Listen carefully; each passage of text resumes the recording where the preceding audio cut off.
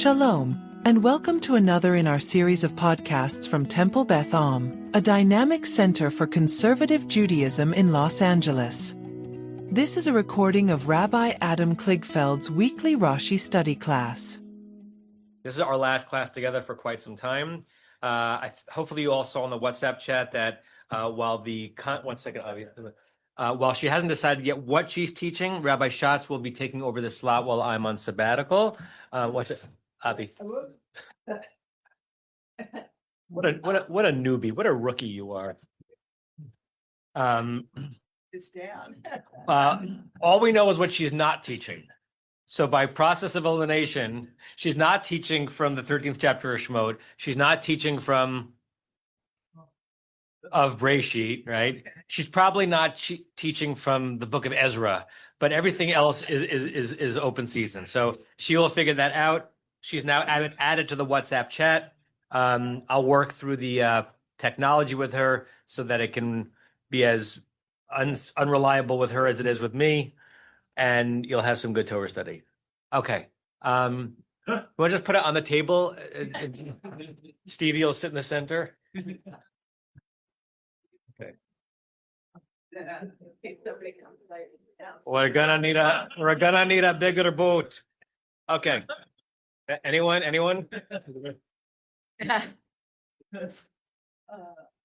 Okay.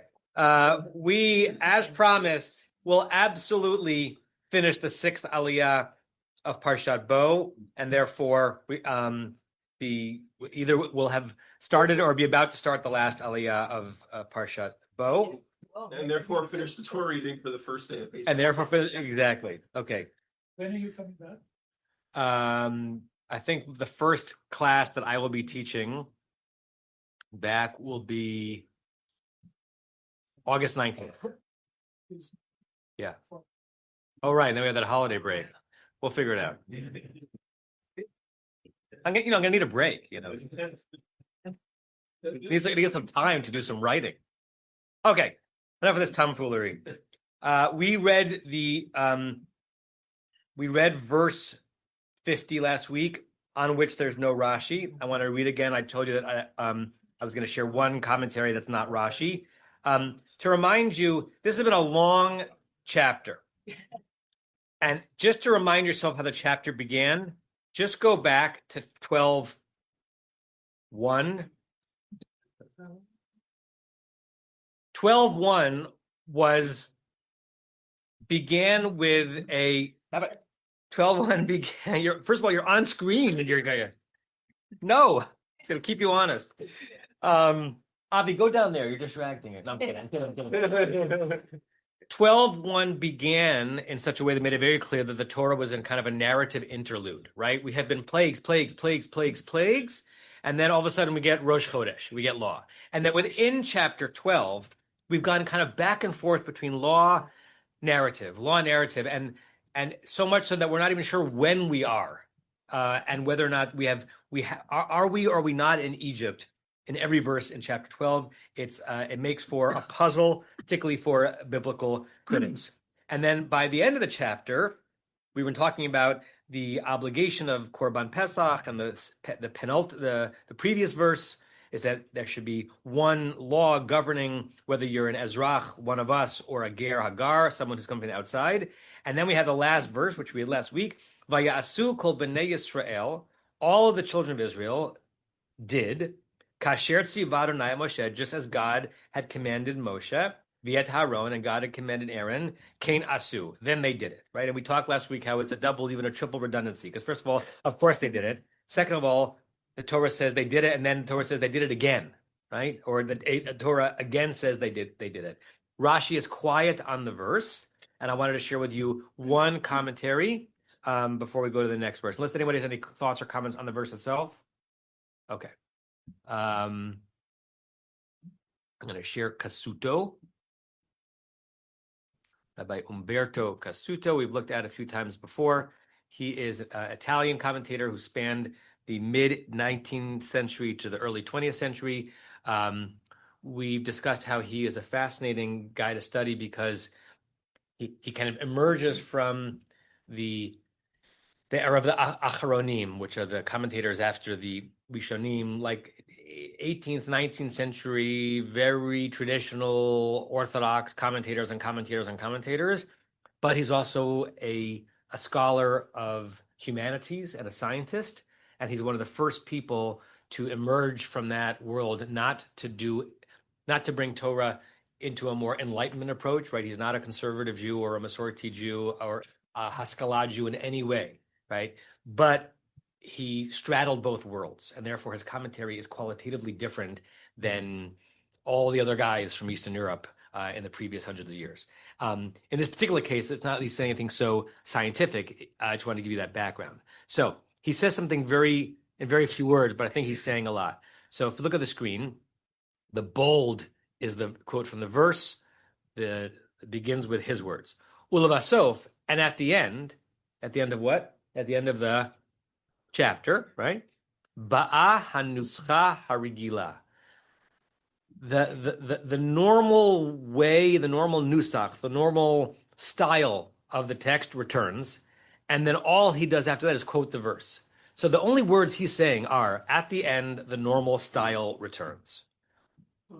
Let's assume that he had reason to say that. He wasn't just wasting words. What's he saying? What is his testimony? What is his reaction to where we are in the chapter, such that those are his words? Barry, let's take the microphone off the thing.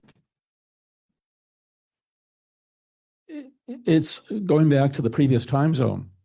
Previous time zone, this is going to happen. Then we know all the stuff. And then we're going back to the original text. Right. I think you're absolutely right. And even reading Kasuto that way could be read in two different ways. He could be saying, we're now back to pure narrative, right? We've been in a mixture of narrative and law, and now we're back to telling the story of Exodus. Although what's interesting is that what comes next is also a mixture of narrative and law, right? Or he could be saying something a little more punchy. And I don't know if this is true. Like, this was an odd chapter, folks, right? Well done having gone through it. And now we're kind of getting back to a rhythm of the Torah that's going to feel more familiar, right? He could be saying something close to that. Can't interview him. But the fact that he says so few words suggests to me that he means a lot by them. But I could be wrong. Anyone else want to comment on the verse or on Kasuto? Yes, Rebecca. Let's give Rebecca a mic. I think if you interpret it as like the usual formula, it's like he's saying, after all of this, my usual formula, the usual formula for saying this is they did what God said, and they did as Moshe and Aaron said, and that's the usual formula of actually expressing this. I love the idea. word formula there. Well done. That's very good, Rebecca, right? Like, and maybe he's saying, lest you think, remember how we started by saying that this seems like a redundancy? Maybe he's saying it actually isn't a redundancy. This is how Torah chapters end, with what seems like redundancy to say, guess what? The Israelites did exactly as God commanded them to do, and they really did it. He's basically saying, that's normal. That's a normal way for the Torah to talk. Sue? Oh, sorry. Larry, is your hand up? Yeah. Okay. But what if Nusach isn't that? Okay. I mean, if we were to talk and speak in slangy English now, we could say, and now the rhythms of life go back to what they were. And maybe it's not just the tone of the written words, but and now back to the story, sort of like back to what we're in the middle of. Yeah, I think that's pretty close to it, right? It's even the question of the difference between the word nusach and nuscha is interesting. They're clearly the same shoresh, right? And right, well, it's the word he uses. So nuscha, sometimes those are interchangeable to mean style. In nusach in davening is which like approach to the liturgy you're doing. Nusach can also mean tune. Well, in modern Hebrew, in Mass. Yeah. Formula. So I didn't just come up with that. Oh, So, nuscha in modern Hebrew is formula. yeah, like Interesting. yeah. Well, that's even particularly interesting because maybe that was even the word back then. And he was a scientist in addition to being a Torah scholar. So maybe he's actually leaning into the math or the science there. Maybe Good. the word came from. Or vice versa, right? Larry? So he says, "Ul basof." So this is the end, and notice that there's a stuma after this verse. Right. And then another verse. Then, right. So that means that there's transition to the last verse of the chapter, but we ignore the chapters, and then there's a ptucha after that one. Right. So it's pretty clear that the transition is happening after verse 50. We'll talk about 51, I guess, before you're done today, as to what's going on. So it would seem to fit. When was Kasuto? I think he died in the 1920s. So he's obviously reading what we're reading. The Masoretes were the ones put in the stuma in the Ptucha, right? Yeah. So he's obviously reading the same text we're reading. And so he sees there's a break. And he says, this is the end of this. This is the end of this weird sort of jumble. Because it isn't only in the middle of it, we have the narrative, right? Because we have the 10th plague. And we also have, which we'll get to in a minute, they're going out. Even though the next verse makes it seem like now they're going out. Correct. Well, we'll look at a commentary on that as well. I was a little bit off on his dates. Umberto Casuto was born in 1883, died in 1951. I'll forgive you. Yeah, I wonder where he spent the show. Is he a survivor? He was a scholar of the Hebrew Bible and Ugaritic literature, University of Florence, then University of Rome. 1938, when anti-Semitic Italian racial laws forced him from this position, he moved to Hebrew. So he was in Palestine pre-state. I forgot that. Yeah. Okay, let's go to that next verse. And yeah, so as Larry said, remember that we have the Masoretic division of text, we have the Aliyah division of text, we have the Christian chapter division of text. Sometimes they all agree, sometimes none of them agree. Here, we sort of like a jumble. So the Masoretic chapter ended at verse 50. And here the Aliyah kind of agrees with the Christian division because chapter 13 of the book of Exodus begins after the next verse, and that's where the next Aliyah begins as well. So let's read the next verse. Yes, Norm? Yes, we do have a break at the end of this verse, but it's a closed break, and there's a larger open break at the end of the next verse. So having the Aliyah break there makes completely reasonable sense. Agreed. And it does raise the question as to why the Masoretes also put in a minor break before that. Yeah. Okay, verse 51. Rebecca Friedman, you want to read verse 51? Let's give her a microphone.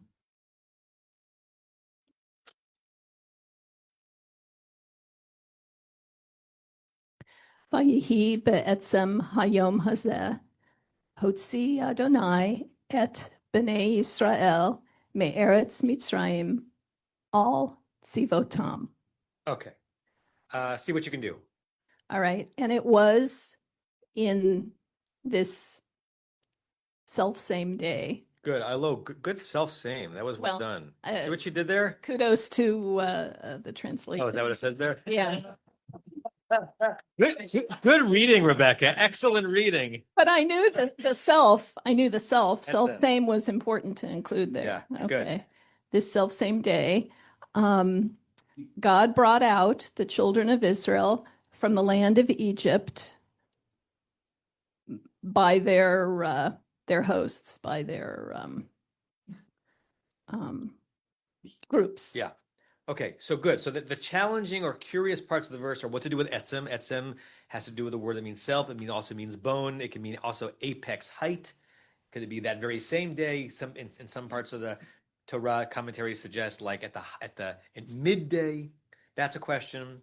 There's a question of why we're being told this information anyway, given the fact that we thought we were already out. Is this just a retrospective, or is this a thread of text that existed somewhere else and got patched here? And then the last word, or two words, depending on if you count the hyphen.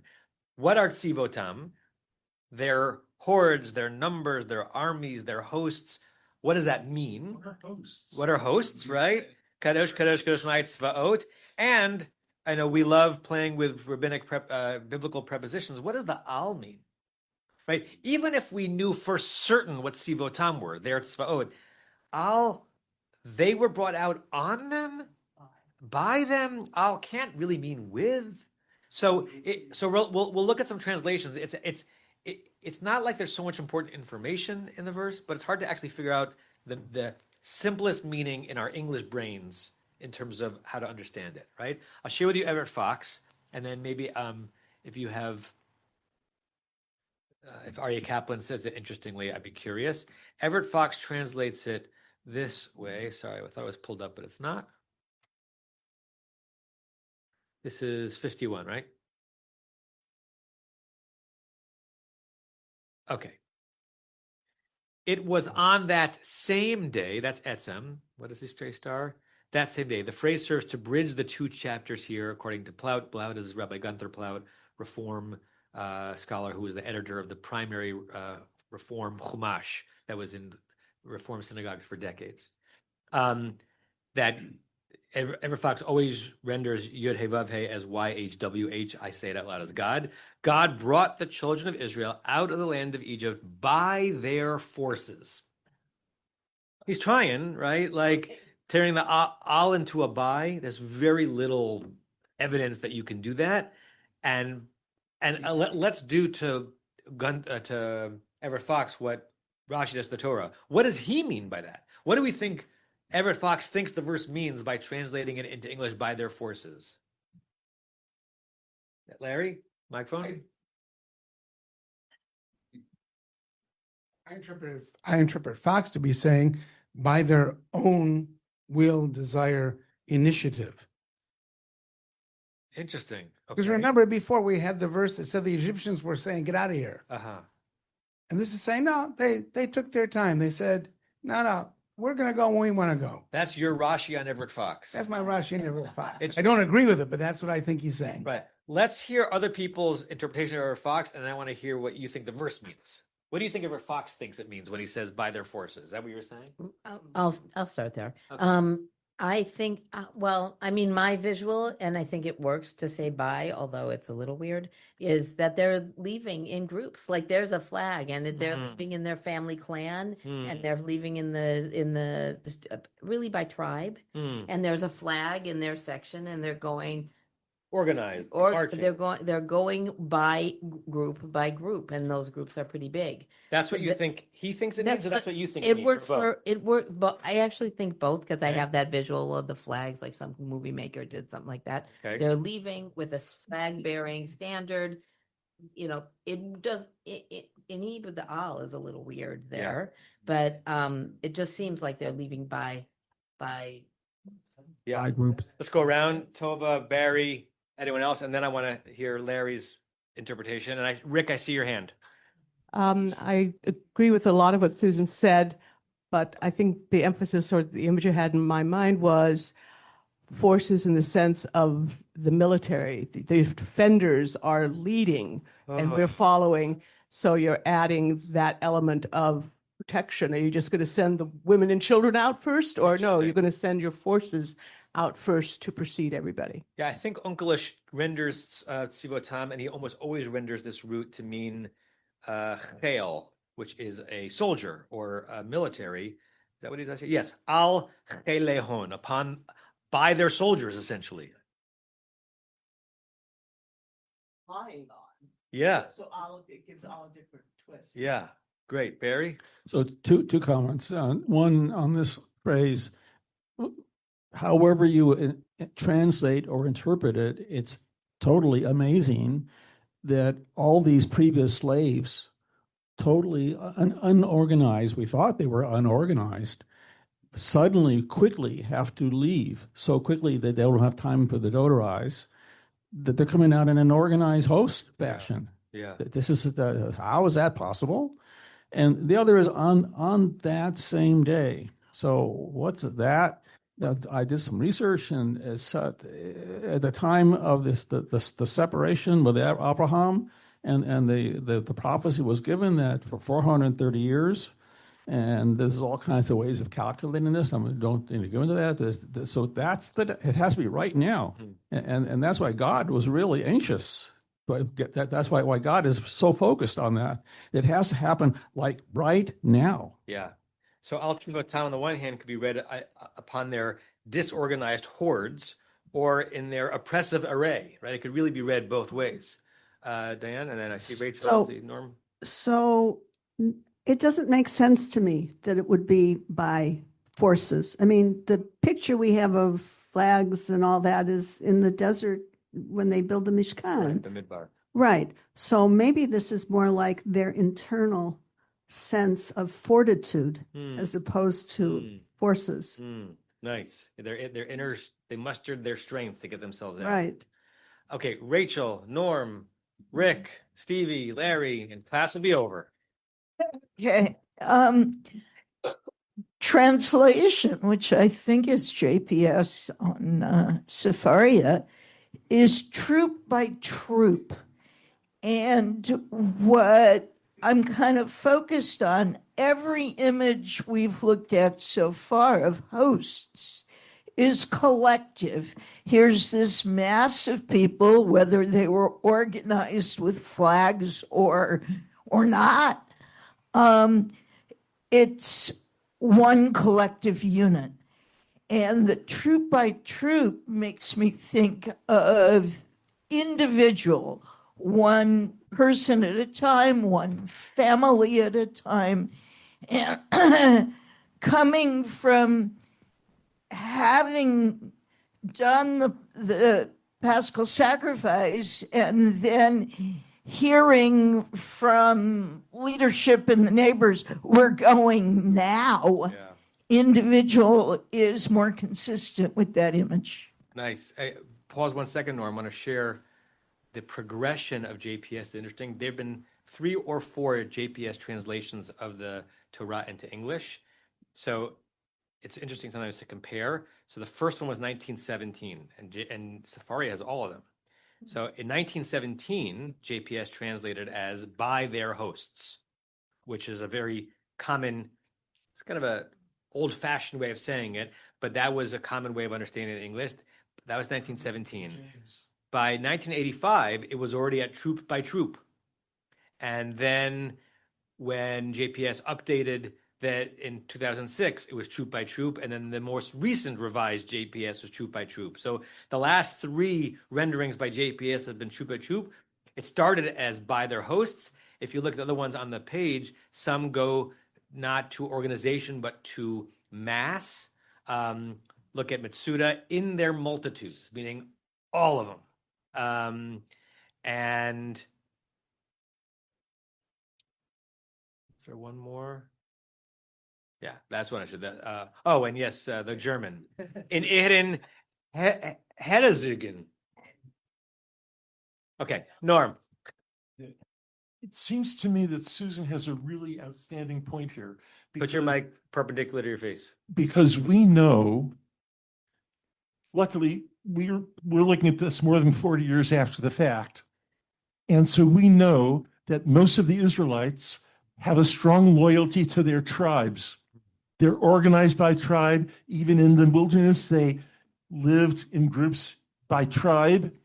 There's no reason to think that the day that they're crossing, they think of themselves as an undifferentiated mass of Israelites. They are Danites and and so forth. And in the same way, we it's easy for us as Americans to forget this because 150 years ago, most Americans had a great loyalty to their state. Nowadays in California, we don't teach anything about California after you're in the 4th grade. But in the old days, many people had a great loyalty to their respective state or, before the Revolutionary War, to their specific colony. And so in the same way, I suspect that they were organized even at this point, just automatically. They were traveling with people they knew and trusted. That meant people from their same tribe to a very large extent. I'm not saying there was no cross-tribe relationships or friendships or acquaintances. But mixed dancing? God forbid. And so forth. So I think that the idea that they went in group by group makes a lot of sense, clan by clan or tribe by tribe. Nice. And it's an interesting contrast to one of our images of the Exodus, which is just this mass undifferentiated emergency exit. This is a way of reading it saying, no, there was some organization to it. That works well only in comics and in movies. Yeah. Rick, you've been very patient. Go ahead. Thank you, sir. Okay, well, because of Kasudo, I went to the beginning to see how it returning to the usual style. So I was looking for anything, and I found in verse 17, it's not the very beginning, but verse 17, you have the Be'etzem Hayom Hazeh, you have the Hotzeti et Sivotechem. So it's an echo of that. There you had Ushmartem twice with different trope. But so if you keep the thing that you're supposed to be keeping, then you'll get to leave. So I just like the echo of the beginning description. You've got the Tzivotechem and the Be'etzem, all that. Yeah. So you have Tzivotechem there, their hosts. You have Tzivotam here, which is basically the same word. And in verse 41, which we're going to look at in a second as we look at a commentary by the Netziv, it's not their host, but Tzivot Adonai, God's hosts, which adds another layer. It's like, well, are all the Israelites God's hosts? Like, whom does that even refer to? Okay, Larry, back to you. So I have no problem holding two contradictory ideas in my mind at the same time. And F. Scott Fitzgerald would approve. Right. So first of all, translations. I'll just get to the translations real quickly. What did I do here on the page? So I want to read altar first.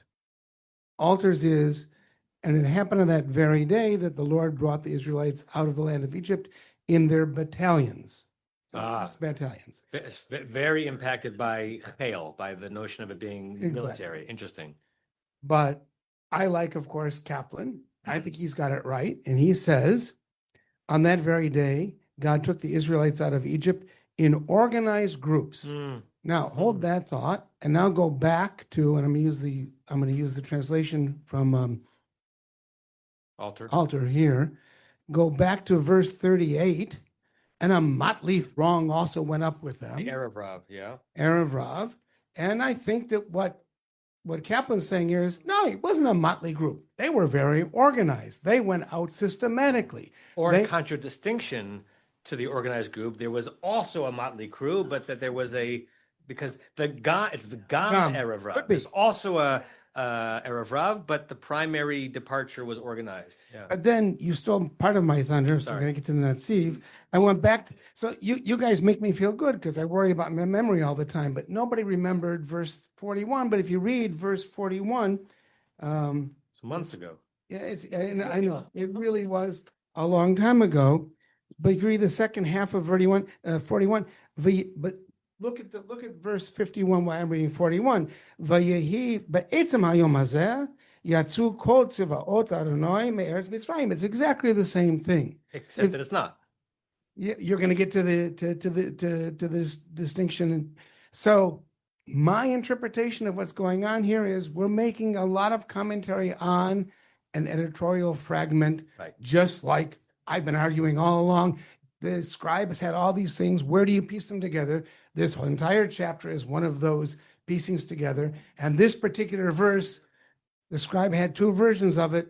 Better put them both in, and I'm putting this one in at the end. Good. So that's a good transition into the Netziv. Before we do that, does someone keep track? I think we do have when we begin Parshas. Does someone have any sense where we were a decade ago when I was on sabbatical? I want to know how far we went in. That would have been 2017. Anyway, I've got to make it home. Okay. All right. Let's look at Stevie, and then we'll look at the Netziv. Microphone for Stevie.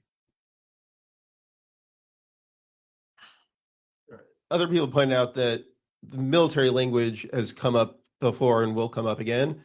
What I want to point out is that in this chapter, we've had a lot of the preposition all, right? That we have at the beginning, Tachosu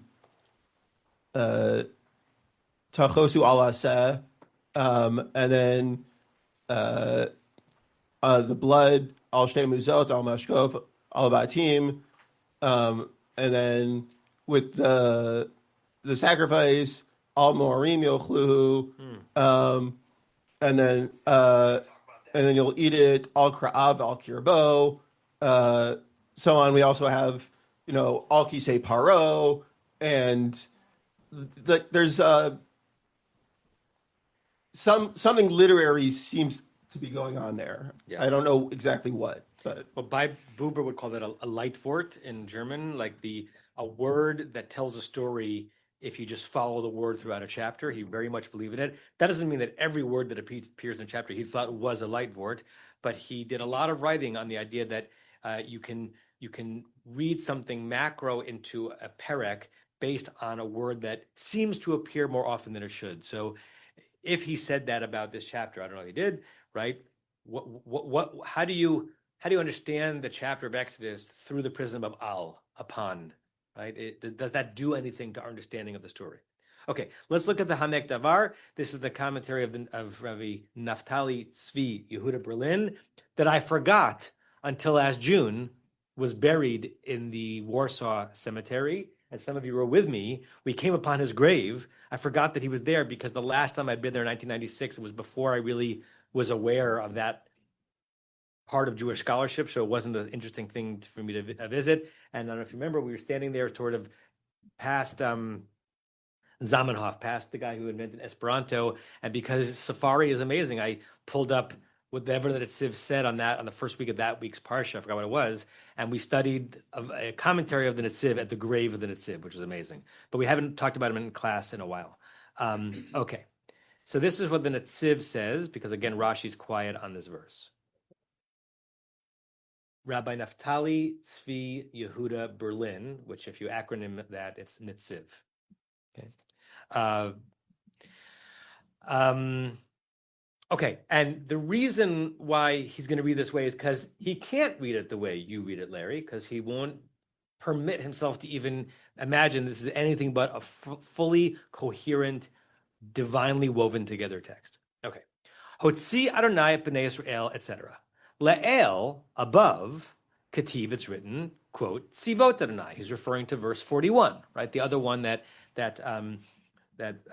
Larry said. So if in verse 41 it says Tzivot Adonai, and in the hosts of God, the armies of God, and in our verse it says Tzivotehem, and you're reading the text to suggest that there should be nothing additional, nothing redundant, nothing mixed together poorly, the question is, what's the difference? There must be a difference between Tzivot Adonai and Tzivotehem, right?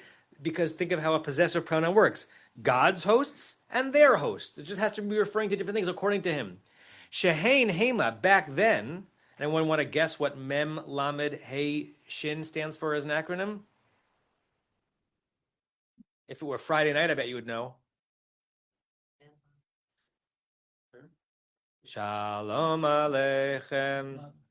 Malachei Hasharet, right? So there, the ones that are being referred to in verse 41 are this ministering angels, Malachei Hasharet. Shehechinu makom legalot Yisrael. In 41, no Israelites went out. There's no problem in chronology according to the Netziv. Whom did God dispatch in verse 41? The ministering angels, God's hosts, God's celestial armies to clear the path, to make it possible physically, spiritually, cosmologically, so that the feminine presence would be with them as they left, almost like lining the opening, so that when the Israelites walked through, the host would already have been there to welcome them. V'chan, our verse, Ketiv, now, Shotzi b'nei Yisrael atzmam, now they brought them out. Right? No redundancy. We're still in Egypt. They haven't left yet. Verse 41 is just setting the stage, and now they're out. So in some ways it's ridiculous. In some ways it's wonderful. It's a wonderful synthesis, and it adds to our fantasy of God's protection of us and hugging us as we left Egypt. So I thought you'd appreciate that, particularly because, I'm glad that Rashi was quiet on this, because had Rashi been sitting on this verse, I probably wouldn't have go searching for another commentary on it. So Rashi, thank you for slumbering. Okay, anything else in this verse before we get to the beginning of the seventh Leah? I thought we were going to get to.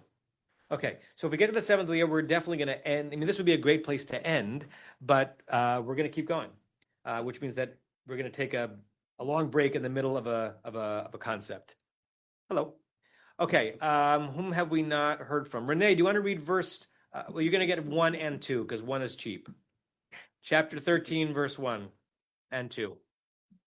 וידבר אדוני אל משה לאמור, קדש לי בכור פטר על כל רחם בבני ישראל באדם ובבהמה לי הוא. Okay, so 2 for 1. First verse. Hashem spoke to Moses saying, okay, sanctify me every firstborn, the one that comes from the womb among the children of Israel, of man and beast, is mine. Good. Okay. A lot of wonderful stuff in this verse. So the first verse, right? The most common verse in the Torah, God said to Moses, say, Kadesh li kol bechor, translated often as sanctified, right? My favorite way of understanding kadosh is not holy or sanctified, but separate, distinct, distinguished, right? Kiddushin, right? We want to romanticize weddings to think of Kiddushin as holiness, and there hopefully something is holy about weddings. But all Kiddushin means is designating the bride as being as having an exclusive relationship with the groom. It's exclusivity more than it's holiness. We add holiness onto it in our vernacular, but the word of Kiddushin had to do with distinct, right? That Harayat mikudeshet li, behold, you are distinct to me. I might consider you holy, but what it really means is that your commitment to me is unique compared to your commitment to any other person, right? And there's access, frankly, intimate access that I have that no one else has. Okay, so something like separate out, make distinguished, or make holy. Kol bechor, every firstborn. That's the root bet kaf resh. Peter kol rechem. How did you translate Peter kol rechem, Renee? And anyone else want to weigh in on what you said? The first of each womb. Okay, the first of each room. But Peter doesn't mean first, right? So the question is, what does Peter actually mean? I want to share with you BDB.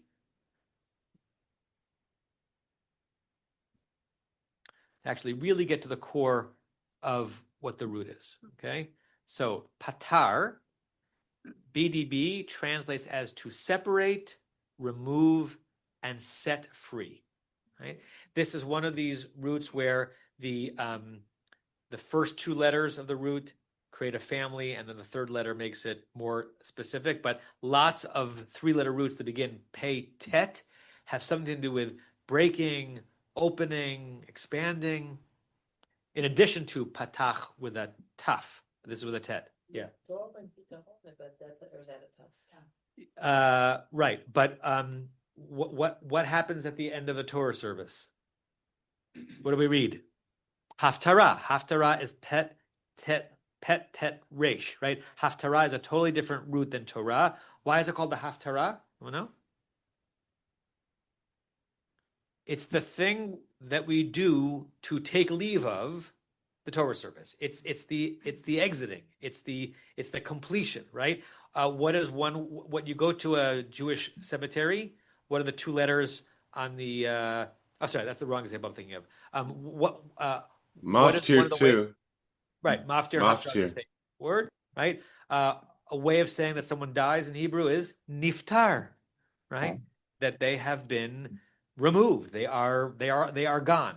So it's like a word that sort of means opening and closing at the same time. If you look here deeper into the BDB text, to depart, to set free, also to die in the niftar. Arabic fatara, which means to cleave and split, create, fabricate, remove, lots of different things, right? What, therefore, do we think it means when it's Peter Rechem. Doing what? The Rechem is the womb, right? Wonderful reminder that Rachamim, the word for mercy, is very much attributed as a maternal core concept. Not to suggest that men can't be merciful, but the word is built etymologically from the womb. So a Bechor is what to a room? What did the Bechor do to the womb? Opened it. Separated It's the first open. open, right? It's I mean, don't think overly physiological, but it's the first thing that emerged from that womb, the thing that essentially opened the womb, as if the womb were like fully closed and then opened up the first time, right? Open for business, right? This has the notion of Peter Rechem has very real halachic implications, right? So, for instance, firstborn males are not only get a bris, but what do they have 30 days afterwards? Pidyon ben. As long, what's that? As long as it wasn't a C-section, right? Yeah, right. So as long as they were born naturally and not a C-section, because a C-section, even back, I mean, I don't know, can't imagine how they did a C-section 2,000 years ago, but they knew of the concept. Maybe they said, right. Right. So that whatever they imagined birth to be, that was Peter Rechem, and a C-section was not, even though it's actually a bigger cleaving of the womb, right? Medically, if you're born by C-section and you're the firstborn male, you are not obligated for Pidyon Ben, right? It also means that what's that? No previous. Correct. A womb having had conceived and a known fetus existing in the womb, that baby, if born, is Peter Rechem. But if that baby does not survive, then that woman will never give birth to a bechor, a halachic bechor, right? So it actually has implications way beyond. Here, I think the simplest understanding of the verse is every firstborn male, this is not speaking halachically yet, it's just conceptually, amongst the Israelites, whether it's an Adam, a person, or a behema, an animal, belongs to me. Okay. Now we've discussed what the words mean. What do we think is going on in the verse? What do we think is being told, Elon? Well, this is less of what's being told than the implications, and I'm sure I'm not surprised, but I find this troublesome because it's once again kind of God as mafia done. Yeah, I got you out of the land of Egypt, lest you think that this was gratis. Here's the price. You owe me, right? Yeah. You're a bechor, right? I am. Yeah. So, it's a perpetual till end of time obligation that every firstborn male whose conceptual ancestor was spared by God on Exodus night, had it not been for the blood and lintel, then every future iteration of that Israelite is born with a debt. Yeah, born with a debt. Which, by the way, is what Pidyon Haben is, right? We're reading the verses that created the concept of Pidyon Haben, right? It's also the very thing that requires firstborn males to do what Erev Pesach? Fast, because they are born with a debt, with a yoke on their necks, because their conceptual ancestor and their position in the family owe their lives to God. Yeah. Carl? And then Rebecca, if your hand was up. Mike, are the twos down there? Here. Oh, here. So several times the word male has been inserted into this phrase, and I don't see male in the Hebrew. Is bachor an inherently masculine noun? Okay, good question. So in biblical Hebrew, masculine can mean masculine or feminine, and sometimes masculine means masculine, right? So the female word, or the word for a female who's firstborn, is bechorah. Okay. But your point is taken because the masculine form of the noun could mean theoretically the male and the female. Mm-hmm. It's just understood here to mean male. None of the commentators are commenting on that. Right. It's just an acceptance that this one is referring to a male firstborn. So, well, it's an add-on to the death of the firstborn males of the Egyptians. Correct. So it's a you owe me because of that. Correct. Okay. Anyone else on the verse itself? Yes, Joel. Oh, sorry, Rebecca, you were going to say something. Here, Larry. Dip there, Rebecca, and then we'll do Joel. What I wanted to say is that if you don't remember what happened with Abraham and Isaac and you just look at it, the word behemah kind of throws you off because we just sacrificed an animal. And so you could interpret this that the firstborn is sacrificed. I mean, if you disregard other things, it does look like it's there. He's asking for child sacrifice. Good. Or you can turn your comments to a question. What does it mean, Lihu? Like, we know because we've inherited thousands of years of tradition that have been added to this verse. But in context, what was God saying that they belong to me? Now, the rest of the chapter will tell a little bit about that. But if you read it verse by verse, like, could it mean that we have to offer that child to God? Is it just this, God gets to say their mind, but it doesn't mean anything practically? It is an interesting question what Lihu means. Joel and then Norm? Just getting back to what Elon said, who is most reminiscent of this? I saved you and therefore you owe me. To me, it harkens back to Joseph. Basically, when he saved the Egyptians, he said, okay, I'll save you, but now you owe me first your land and then all this. So in that sense, he was being very godlike. Yeah, quid pro quo. Norm? I think it's conceivable that we might have some ambiguity if all we had was this sentence, but we know that very early on, offering a child to God meant dedicating the child to God's service or community service. And that's a very different thing from offering such a child up for death. Even in the agadic sense, we have Hannah offering her son, should she have one, to God's service, and it doesn't mean that she's going to offer him to be slaughtered. It means that she's going to offer him to be a servant of the community and of God. Yeah. Look ahead quickly to verse 12, because after this verse 1, we depart this topic for a few verses. We talk about chametz and remembering the day. We have some of the verses that get quoted in the Haggadah that gets placed in the mouth of the wise child, the wicked child, etc. And then finally, in verse 12, after the Torah says that you're going to eventually get the land that God has promised you, v'havarta chopeta rechem l'Adonai, you shall pass over, give over every womb opener to God. That seems to be like a transfer that could be understood as I'm giving up. The chol peter shegar behema, and all those of the who open up the wombs of your flock, right? That begins to sound like it's a real giving, a kind of giving that means a losing, right? So if we were reading this for the first time, which in some ways we are, we really don't know what God is asking.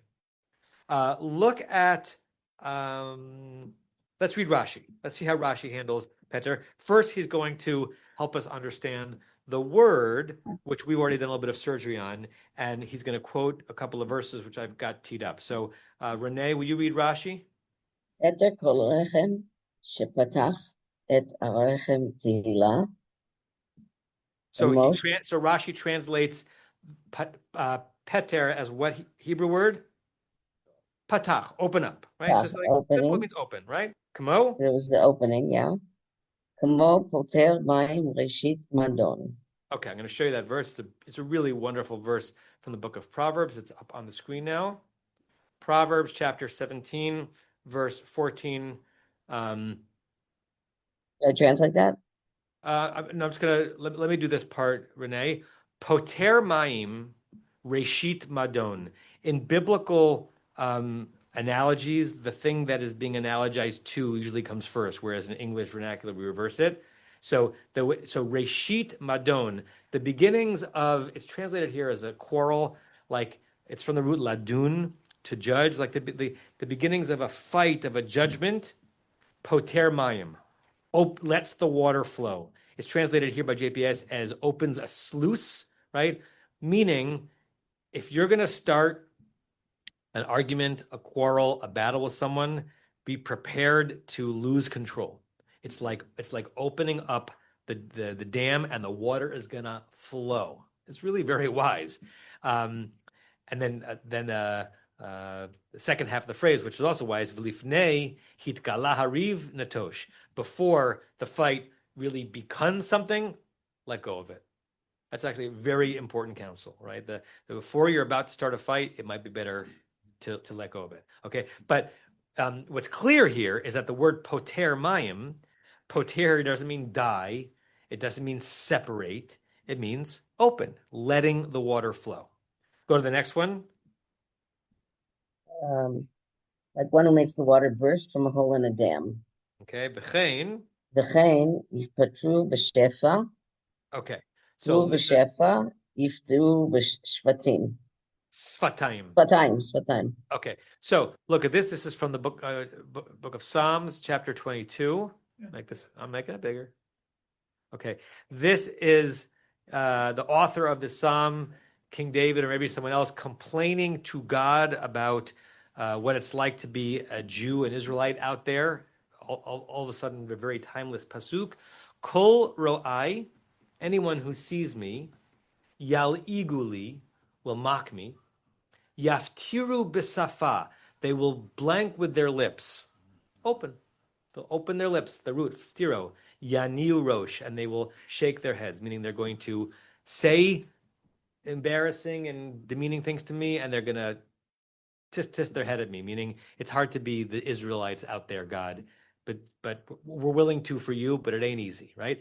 Here again, Rashi finds a verse where it's just more obvious that the root patar means to open, to split open, right? So split open or let loose, throw that back into our verse, Rashi saying the being, the fetus that did that to a womb, opened it up and let the thing that was inside come out.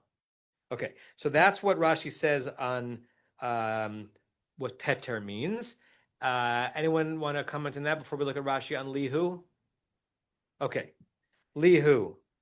Kind of sounds like La'atzmi, nitim, al yedei shechekita b'chorei Mitzrayim.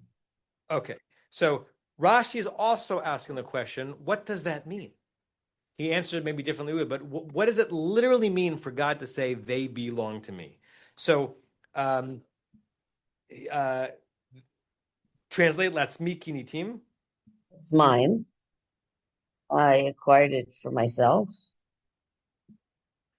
and I acquired it for myself by the killing of the firstborn of Egypt. Right. What's behind Rashi's answer is the question, hey, God, doesn't everything belong to you? L'Adonai ha'aretz umloah, right? The land and all of its fullness belongs to God. So what are you claiming, God, to say that they are mine? They're already yours. Rashi says, yeah, they're even more mine. Everything is mine, but I purchased them. Kaniti is a really interesting verb because in modern Hebrew and in rabbinic Hebrew and potentially in biblical Hebrew, it means to acquire. It also means to create, right? Koneh shamayim ba'aretz. The God who didn't buy the heavens and the earth, but created. But it's almost like that when you acquire something, or when you create something and put it into being, you do have a certain ownership over it, right? Do I own my children? No, but there's a relationship between your having been significant in something coming into being and your, the extent to which you're connected to that thing. And so Rashi's answer is, yeah, everything belongs to God on some level, but here God put down a stronger down payment because God spared the firstborn that night in Egypt, and therefore there's an ownership that God has over them that's stronger than any ownership God has even over everything else. Barry?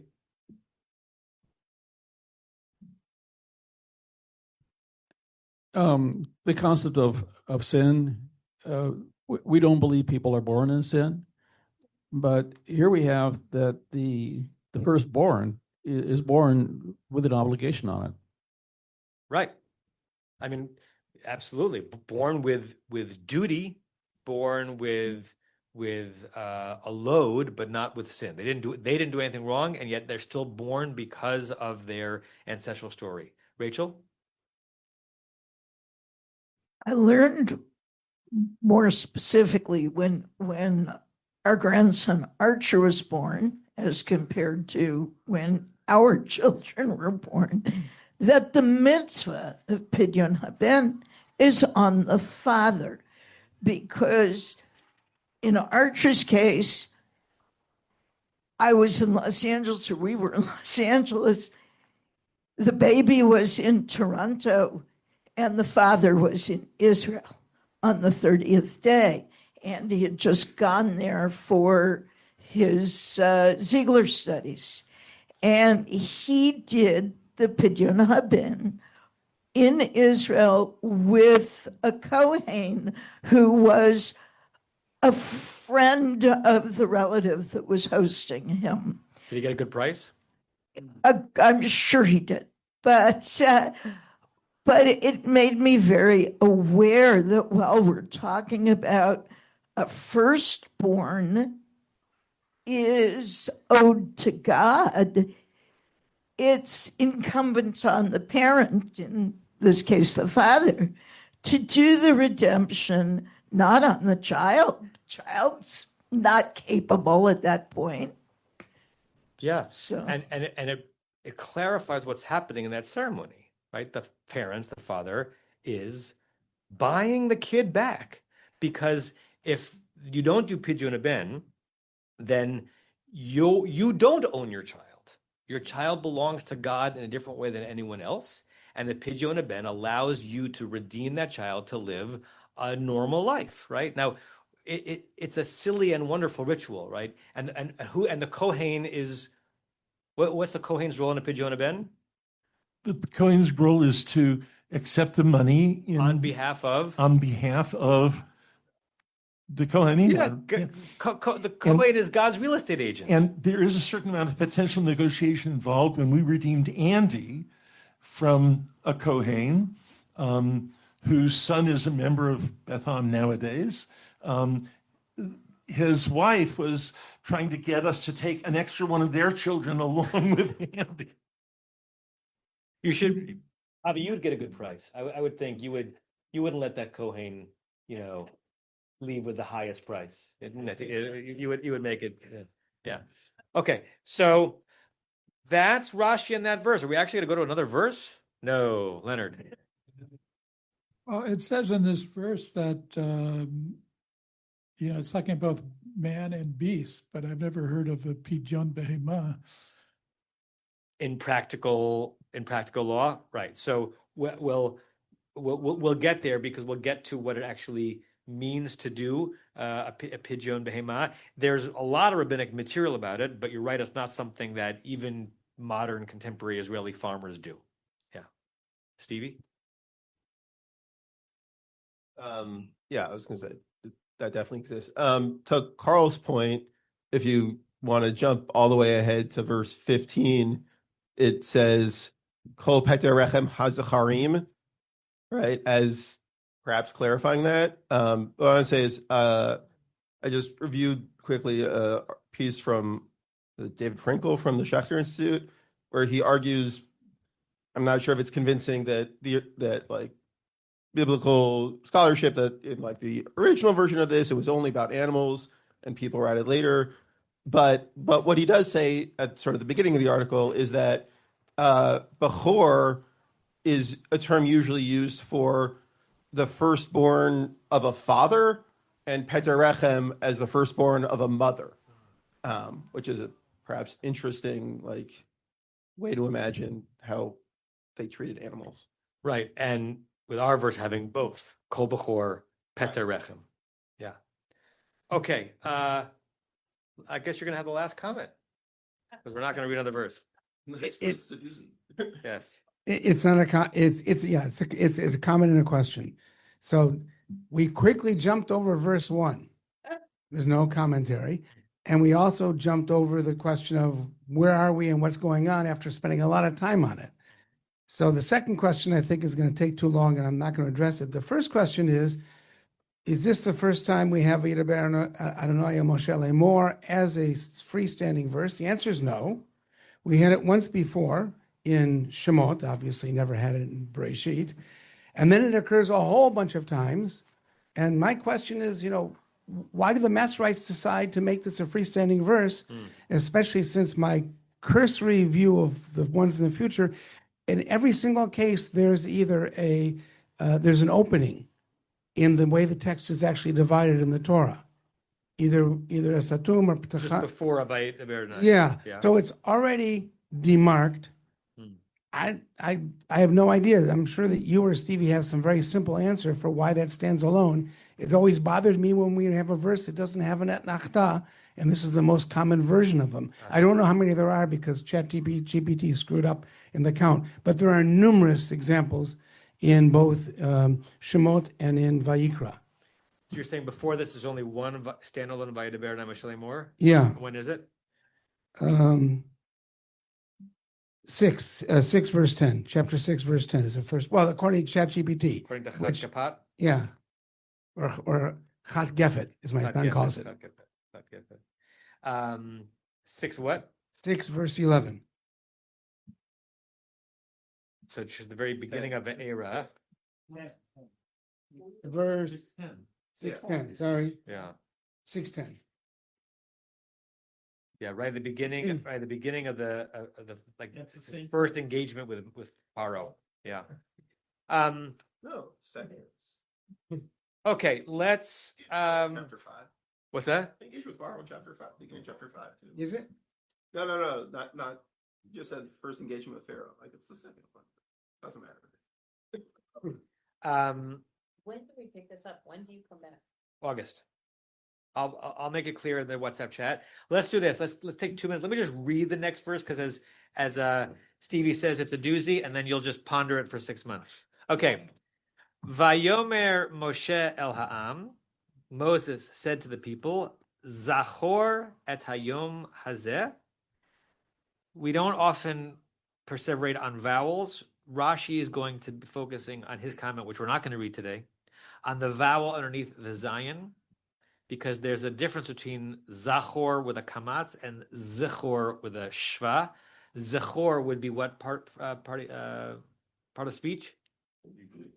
Imperative. Remember, zachor is in Hebrew. There are 2 versions of the infinitive. There's lizkor, which we would render in English as to remember, and there's zachor, which is sort of the concept of remembering. It's almost like a gerund, right? And this is the kamatz, if the Masoretes are right. So it's not a command, but remembering et hayom hazeh, this day, asher yitzatem mi Mitzrayim, that you left Egypt, mi beit avadim, from the house of bondage, from slavery, ki bechozek yad, because with a strong hand, hotzi Adonai etchem mizeh, God took you out from this, and then v'lo yechel chametz, and no chametz should be eaten. So a little halacha at the end of the verse, and we're not sure what's being said here because it doesn't seem to be like a command. It seems to be just iterating the concept of remembering Egypt, which we do every time we do Kiddush, right? And every time we tell that story. So Rashi will zone in on that. I'll hopefully see many of you many times before I actually leave. There's a lot of stuff going on this Shabbat. We have a lunch and learn after services in the chapel around 12:30, 12:45 with the Daughters of Abraham book club, which is a book club for women who are of Christian, Muslim, and Jewish faith. And then on Shabbat afternoon, a special early mincha time at 4:20, where I'm going to be giving a longer briefing on the Africa trip than I was able to do in my Shabbat sermon last week. When do I leave? Well, I leave several times, but my last day of work is this coming Tuesday. Yeah. All right, everyone. See ya. You've been listening to another in our series of podcasts from Temple Beth Am, a dynamic center for conservative Judaism in Los Angeles. If you enjoy these podcasts, we invite you to write a review on the Apple Podcast website or wherever you get your podcasts. For more information on Temple Beth Am, Los Angeles, please visit www.tbala.org.